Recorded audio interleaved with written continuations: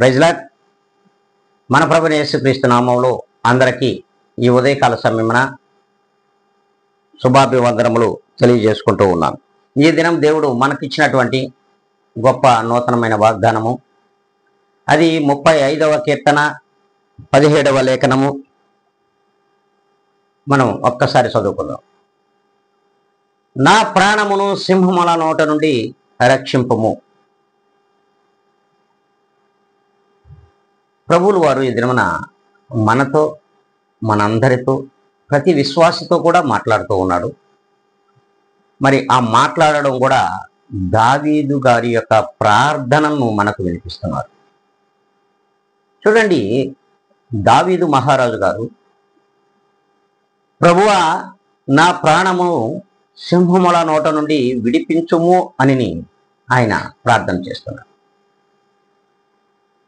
మరి చూడండి, ఈ లోకము సింహము కంటే కూడా క్రూరమైనటువంటి మనుష్యులు ఈ లోకంలో ఉన్నారు.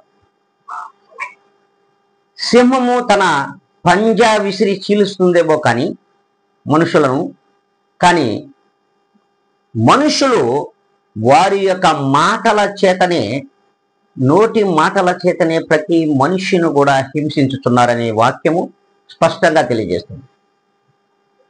మరి అట్టి మనుషుల మధ్యలో మనము ఉన్నాం.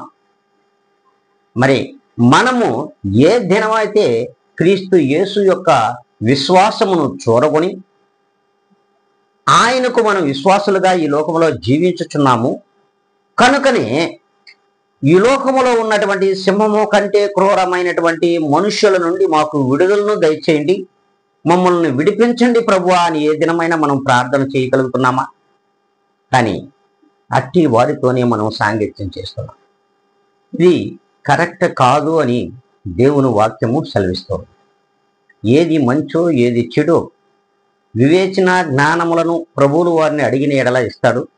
అట్టి జ్ఞానము చేత మనం ఈ లోకంలో జీవిస్తే మరి మన ప్రార్థనను కూడా దేవుడు ఆలకిస్తాడు.